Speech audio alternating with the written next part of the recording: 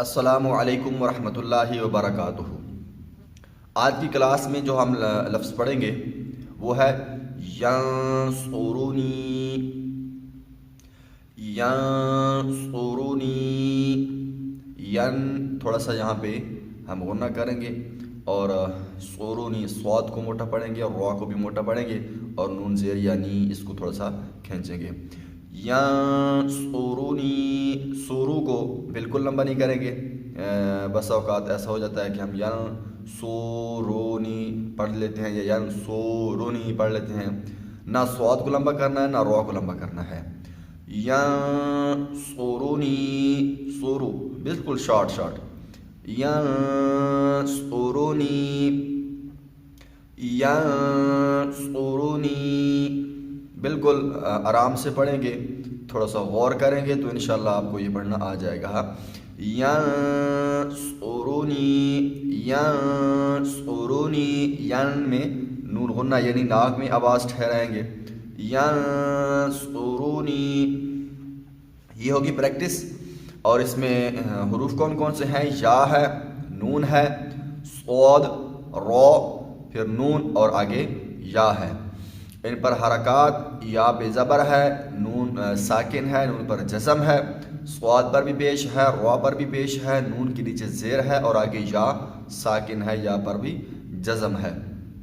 یہ حروف اور یہ حرکات اور پریکٹس، یہ تین چیزیں ہماری ہو گئیں۔ اگر اس کی جوڑ نکالنی ہے تو یا زبر نون ین، صاد پہ سو، ینصو، را پہ شروع، ینصرو، نون زیر یا، نون زیر یا، نی، ینصرونی، یہ اس کی جوڑ بھی ہو گئی۔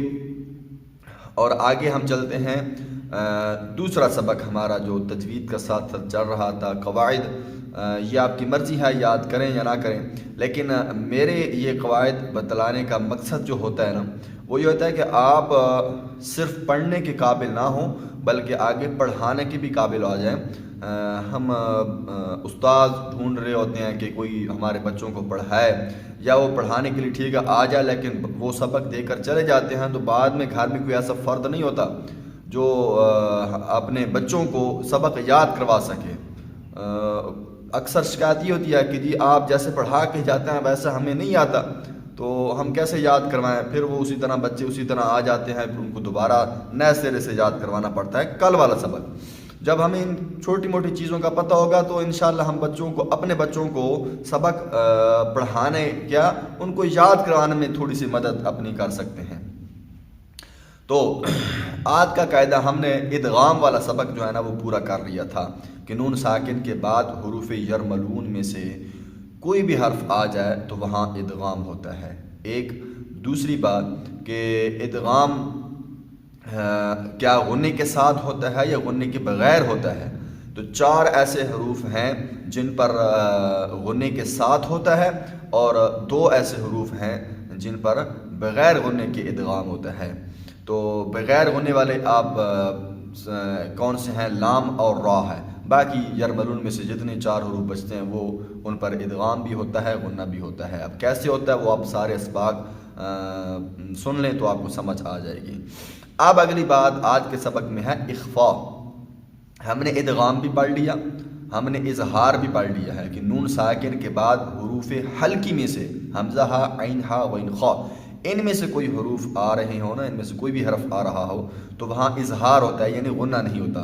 ہم نے اظہار بھی پڑھ لیا، ہم نے ادغام بھی پڑھ لیا، اور اظہار سے پہلے اقلاب بھی پڑھا تھا کہ نون ساکن کے بعد با آ رہا ہو تو وہ نون ساکن کی آواز میم میں تبدیل ہو جاتی ہے، تو اقلاب بھی ہم نے پڑھ لیا، یعنی اقلاب غنے کے ساتھ ہوتا ہے۔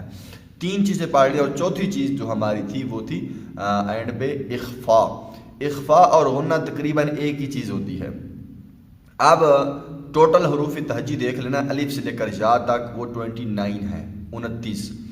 تو ان میں سے 6 حروف حلقی نکال لیں اور 6 حروف یرملون نکال لیں، 6 اور 6 12، ایک حرف اقلاب نکال لیں، تو یہ ہو گئے 13 حروف۔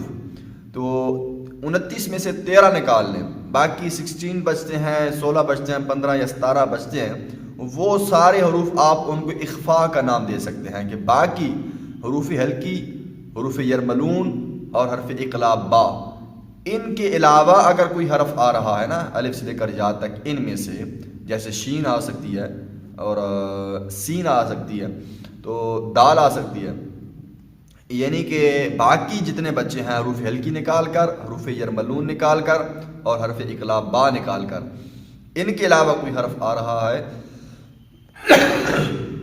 وہاں ہم اخفا کریں گے۔ اخفا کا مطلب کیا کہ وہاں بھی آواز کو تھوڑی دیر ناک میں ٹھہرائیں گے، لیکن فرق اتنا کریں گے غنّے اور اخفا میں کہ جب اخفا کر رہے ہوں گے نون ساکن پر، کیونکہ نون ساکن پر اخفا ہوتا ہے، نون ساکن کے بعد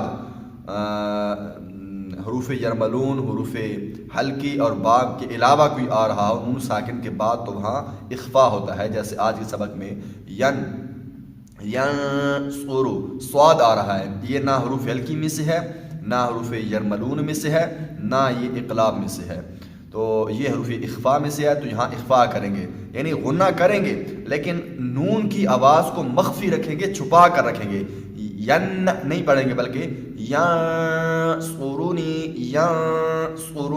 اگر آپ اپنی زبان کو درمیان میں ایسے رکھ لیں گے نا کہ نہ ادھر ٹچ ہو کسی چیز کے ساتھ، نہ ادھر نہ اوپر نہ نیچے، زبان کو درمیان میں رکھ لیں ایسے، تو پھر یعنی یا کو نون سے ملائیں، لیکن نون سے ملاتے وقت زبان ہمارے درمیان میں ہونی چاہیے، خلا میں ہونی چاہیے، ٹچ کسی سے نہیں، کہیں بھی نہیں ہونی چاہیے، تو یہ حرف صحیح ادا ہوگا۔ جیسے ینصرون، یہ آپ کو سمجھانے کے لیے میں تھوڑا سا زبان اور منہ کھول رہا ہوں، وغیرہ آپ نے اتنا کھولنا نہیں ہے۔